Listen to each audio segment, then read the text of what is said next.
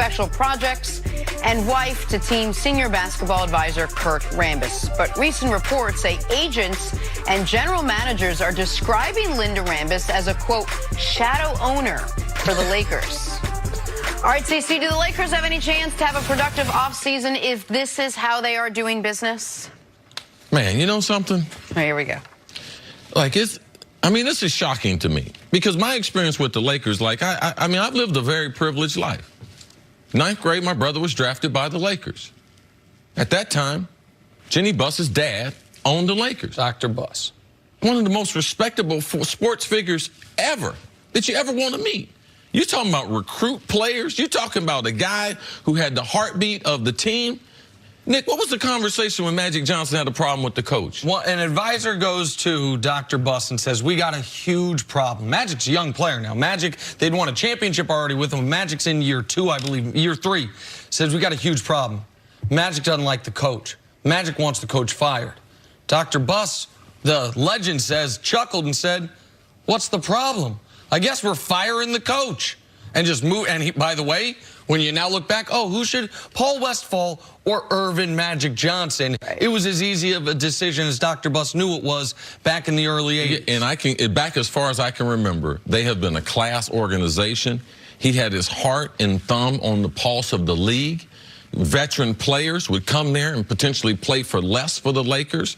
I mean, he had a roster of superstars. I mean, it was just normal for the Lakers to be able to get star players and to be able to play. As far as changing the coach, decisions like that, we knew who the boss was. And he always did things in a very, very classy, and that's the reason how they won all those championships. You can't get the number of stars that they have for the last 50 years and say, well, what was it? Was it just LA? No. The Clippers were losing right across the street. Across town before they got in the same building. No, it's more than the city. And it was about Dr. Buss.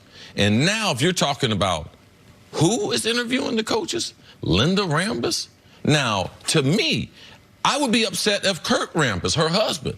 So this is not a male-female thing for me. And there's an element, C, where there was another report that whomever the new coach is going to be might potentially be pressured to have Kurt Rambis of a 65-164 career coaching record. Kurt Rambis, who in his 2 full seasons as a head coach won 15 and 17 games for the Minnesota Timberwolves, pressure to have that man, to have Kurt as an associate head coach on his staff. So why would maybe Linda Rambis be sitting in on these interviews? Why would an advisor of the owner be sitting in on head coaching interviews? One quick question, Monty. What are your thoughts on my husband as one of your assistants? This is ridiculous. And you said it's not a man or woman thing, and it's not, except for in this regard, it can be. And when it comes to Jeanie Buss. And I think my track record of being on the right side of issues will give me a bit of a wide berth on this. When a man passes on his sports franchise to his son, I think people are naturally skeptical. Does that son know what he's doing? Or is he just a rich guy's son? The dad built it, and then the son inherits it, and sometimes that son turns into a great owner, and sometimes that son turns into just the kid that inherited it.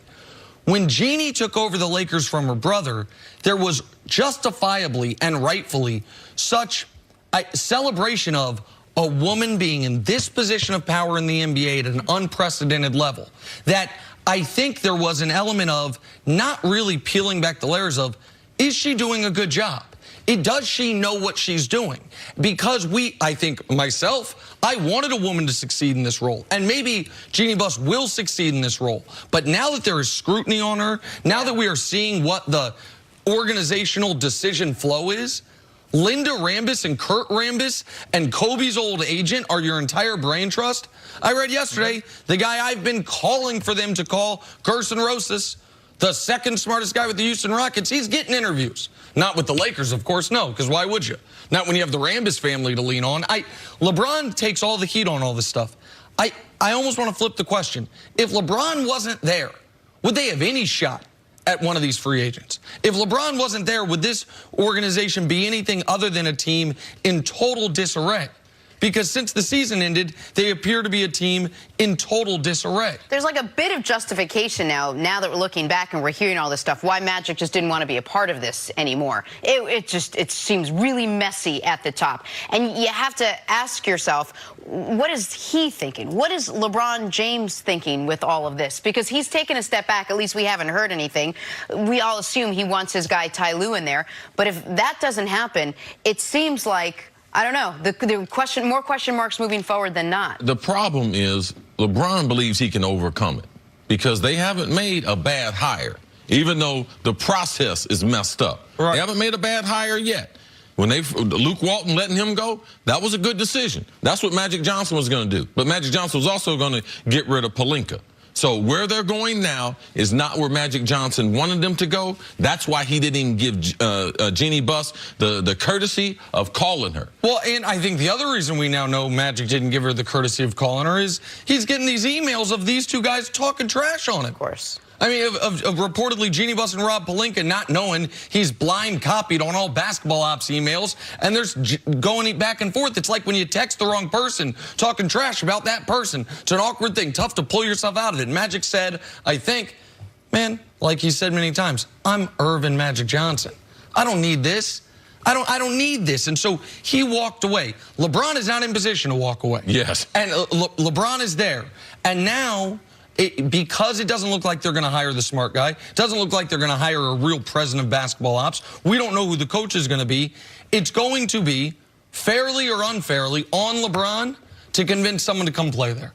You and me can go do it. Let's go do it. Forget all the rest of the noise, and the weather's really nice, and the jerseys look cool. Like, that shouldn't be the Lakers' You got pitch. the same weather for the Clippers now. Absolutely right. Good point. And they have Jerry West in charge. And Doc Rivers. Not But the the Lakers Rambis. have Linda Rambis. Yeah, So Linda and Kurt.